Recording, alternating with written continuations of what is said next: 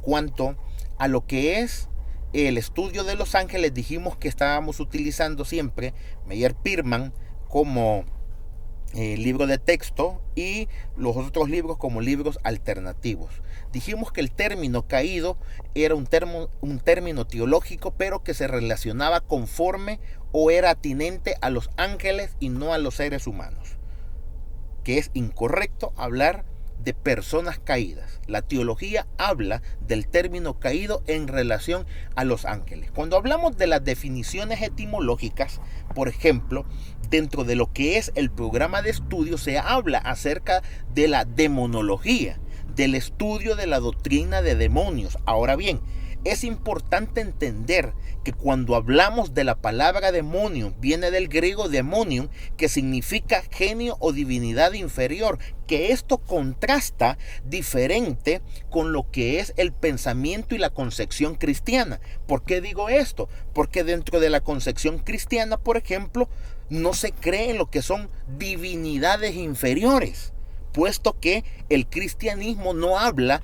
de divinidades superiores y de divinidades inferiores. Cuando la palabra espíritu inmundo se quiso traducir al griego para hablar acerca de los ángeles caídos, sus funciones y cómo atacaban a los seres humanos y querían estorbar el plan de Dios y el camino de los justos, se quiso traducir al griego.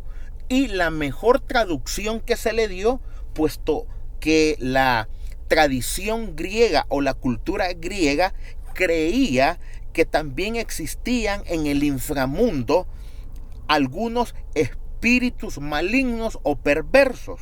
Cuando se le quiso traducir espíritus inmundos de la Biblia al griego, la mejor traducción que se le dio fue la palabra demonio. Por eso es que cuando usted busca en el diccionario y usted entiende que viene de la palabra demonium, que es una palabra griega, pero su significado es genio o divinidad inferior, puede contrastar nuestro concepto, porque el cristianismo no concibe a los ángeles caídos como divinidades. Sean estas superiores o inferiores, no se cree de esa manera, pero es importante y atinente que usted como estudiante de teología pueda también hacer ese tipo de relaciones. Ahora, vuelvo y lo repito, los judíos no los llamaron así nunca, ellos los entendían como espíritus inmundos. Ahora, la palabra espíritu viene del griego neuma y del hebreo ruaj, que significa viento, aire o hálito.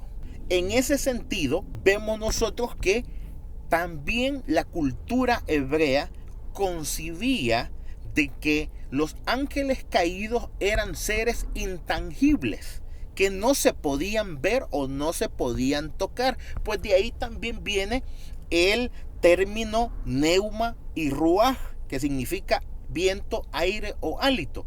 Que el aire no se puede ver, el aire no se puede tocar, sin embargo, sí se puede sentir o es innegable su existencia. Es decir, que cualquiera de nosotros no debe de ser científico para decir que el aire que está en nuestra habitación, en el lugar donde usted está recibiendo su clase, donde usted está viendo este video, no hay que ser científico para decir que el aire no existe. Claro que existe, ¿verdad? Que no lo podamos ver y no lo podamos tocar no significa que no se pueda sentir. Asimismo es el término de los ángeles caídos. O sea, la cultura y la tradición judía ya aseveraba acerca de la existencia de estos seres. Ahora bien, dentro de lo que es el Nuevo y el Antiguo Testamento, vemos nosotros que para datos e insumo personal, ¿verdad?, aparecen alrededor de 22 veces en 21 versículos bíblicos en el Nuevo Testamento y aparecen 49 veces en 42 versículos bíblicos en lo que es el Antiguo Testamento, ¿verdad? Vamos a ver. Cuando nosotros hablamos de los ángeles caídos, también es importante recordar que si se les asimila como demonios o espíritus inmundos, se les debe de hacer una diferencia importante. Y en la Biblia vemos nosotros una relación similar. Número 1, cuando se hablan de espíritus inmundos, generalmente se les ve a los ángeles caídos en lo que es la influencia y la posesión, aunque se le llame posesión demoníaca, pero en realidad están en la función de influenciar espiritualmente o poseer espiritualmente, cuando se les hace relación como espíritus inmundos. Número 2, cuando la mayoría de ocasiones se les llama demonios en la Biblia, los vemos a ellos en una función diferente. ¿En qué tipo de función diferente los vemos a ellos? En la función de orquestar, armar, influenciar falsas doctrinas y la falsa adoración o una desviación de la adoración a Dios. De esa manera, aunque se llamen ángeles caídos, por una rama, como espíritus inmundos, se habla del poder de ellos para influenciar y poseer, mientras que se les relaciona como demonios, se les relaciona con el poder para impulsar falsas doctrinas o desviar la adoración a Dios. No sé si en este momento pues estamos claros con ello. Y por cierto, cuando se les menciona en el Antiguo Testamento, se les menciona en 7 libros. En el libro de Primera de Samuel, en Levítico, en Deuteronomio, en Segunda de Crónicas, en Salmo, Jueces y finalmente en Primera de Reyes. Muy bien. Cuando hablamos de lo que es la diferenciación de los ángeles caídos, a diferencia de los ángeles de Dios, que se les estudia por clasificación, a los ángeles caídos o demonios se les estudia por jerarquía, puesto que el apóstol Pablo, inspirado por el Espíritu Santo, cuando escribió a la iglesia en Éfeso, en su epístola, en el capítulo 6, versículo 12, él habla de las diferentes jerarquías. Y primero comienza con lo que son los principados, de la palabra principal, o de aquellos que tienen mayor jerarquía o que están en mayor predominancia dentro de lo que es el reino de las tinieblas. En segundo lugar, él habla acerca de las potestades, aquellos ángeles caídos que tienen autoridad de. Y por tercera escaño, vemos nosotros a los que son los gobernadores de las tinieblas de este siglo, aquellos que, de acuerdo al apóstol Pablo en el capítulo 6, verso 12, se les menciona a ellos como seres angelicales que están de alguna manera gobernando en una región específica. Y cuando se les añade que son gobernadores de las tinieblas de este siglo, se refiere a que su gobernanza es temporal, no es una gobernanza eterna o no es una influencia eterna la que ellos tienen, sino que va a ser temporal. Por eso se le llama de este siglo. Y por último, el apóstol Pablo habla acerca de lo que son las huestes espirituales de maldad que habitan en las regiones celestes, a los que se les conoce pues como demonios o espíritus en general. Por eso, lo que son algunas características de los ángeles caídos. Y qué mejor manera de estudiar a los ángeles caídos que estudiar al principal líder de los ángeles caídos. Entre ellos vemos nosotros al primer ángel caído, conocido como el que lideró la rebelión en contra de Dios, llamado Diablo, que viene del griego diablo, que significa calumniador o acusador. Por cierto, este nombre se menciona en 35 ocasiones, en 33 versículos bíblicos del Nuevo Testamento. Cuando se habla del principal ángel caído, en el capítulo 8, en el versículo 44, se menciona lo siguiente: vosotros sois de vuestro padre el diablo, y los deseos de vuestro padre queréis hacer. Aquí nos está hablando a nosotros de quién es el líder espiritual de lo que son los ángeles caídos. En segundo término, también se le conoce como Satanás. Viene del árabe Aquí solo lo hemos puesto unido, Satanás, pero este nombre tiene dos connotaciones. En hebreo se escribe y se menciona como Chatán, ahí viene el nombre Satán, y Satanás, que es un vocablo transliterado del hebreo y del árabe, que ahí es de donde viene la palabra Satanás o Satanás, que significa el guía del mal o el torcedor del camino. En el caso del griego, directamente el nombre Satanás significa adversario.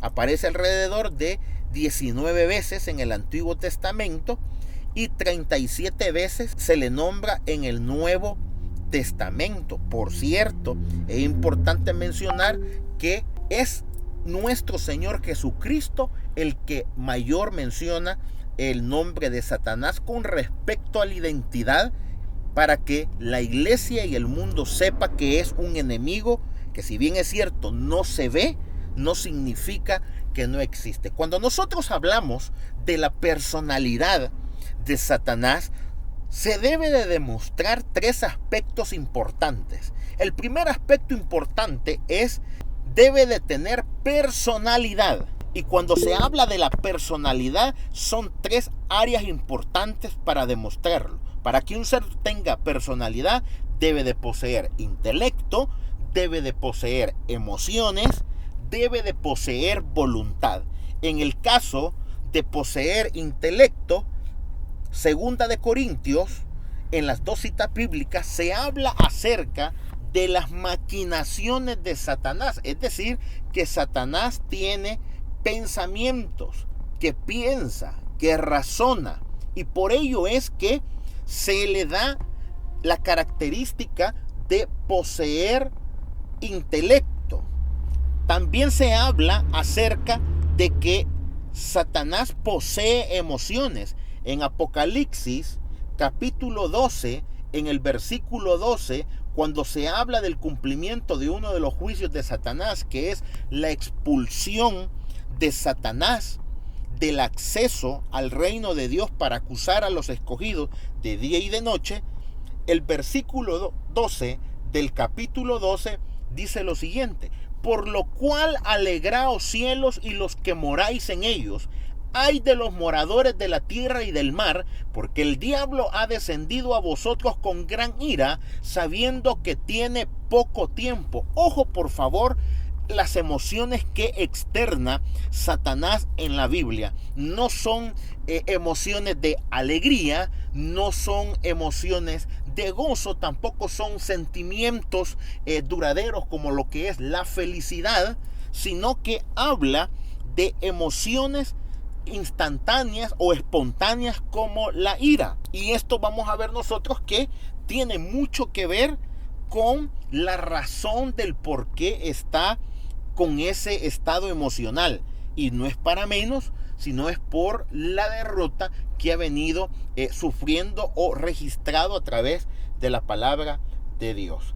En el versículo 17 se vuelve a mencionar la misma emoción en Satanás, y dice el versículo 17 del capítulo 12: se llenó de ira contra la mujer y fue a hacer guerra contra el resto de la descendencia de ella. Entonces, ¿qué vemos en Satanás como una emoción que constantemente se está repitiendo en este ser angelical caído?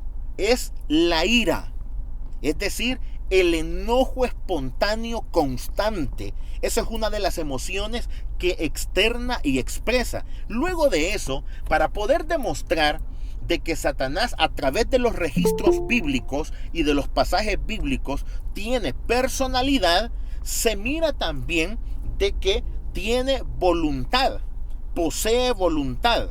Por eso es que vemos nosotros en 2 de Timoteo, en el capítulo 2 y en el versículo 6, 26, lo siguiente. Bien, dijimos entonces que para poder demostrar lo que era la personalidad del ángel caído Satanás a través de los pasajes bíblicos y las sagradas escrituras, íbamos a tener que demostrar que poseía intelecto, que poseía emociones y que por supuesto también posee lo que es voluntad.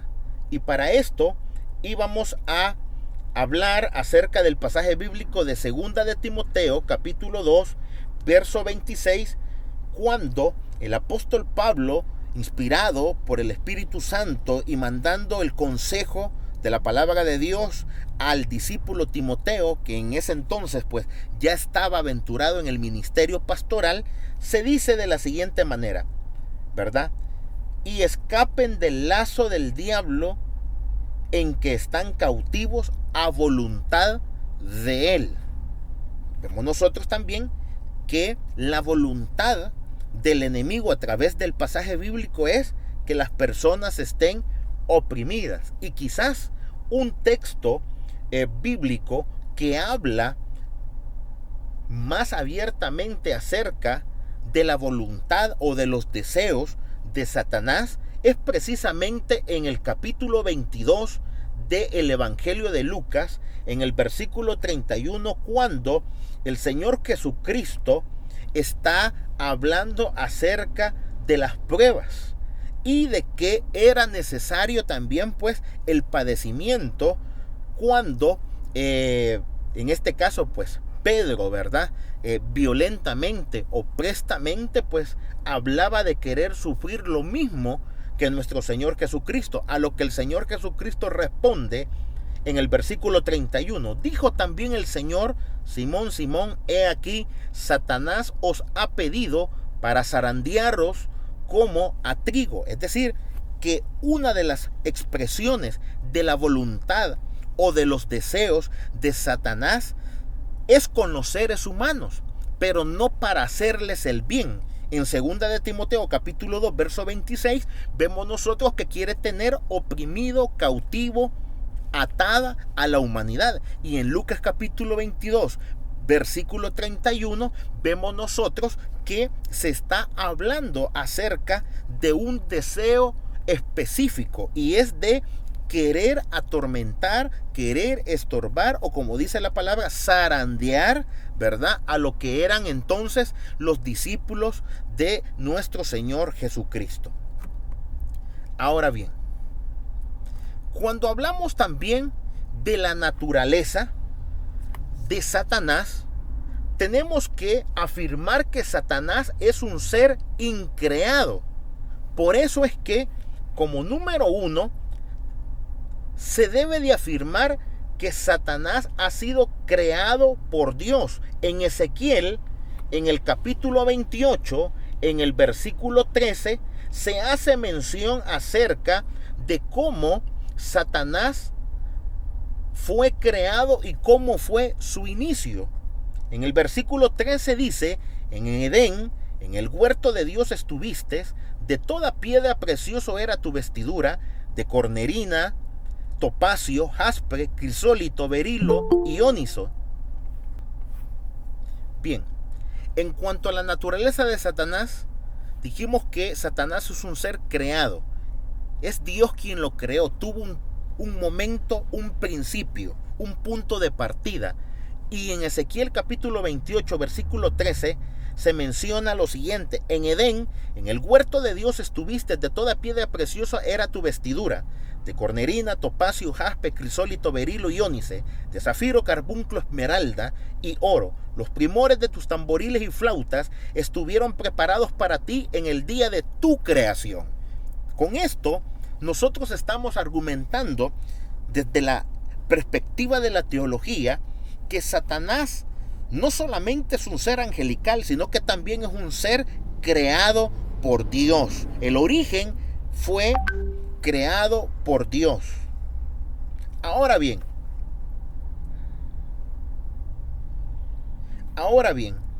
en Ezequiel capítulo 28, versículo 14, se habla de su naturaleza en cuanto a su función. Satanás fue creado en el orden de los querubines, es decir, que la clasificación de él son los querubines. El versículo 14 dice: tú, querubín, grande protector, yo te puse en el santo monte de Dios, ahí estuviste, en medio de las piedras de fuego te paseabas. 2 veces se le menciona con esta palabra. Es importante recordar que en el versículo 14, cuando se le menciona como querubín, recuerde que viene de la palabra hebreo querub, que significa protector. Y si lo decimos en español, el versículo 14, en otras palabras, quiere decir tu protector grande que protegías. Nos da a nosotros la idea de que era uno de los querubines principales.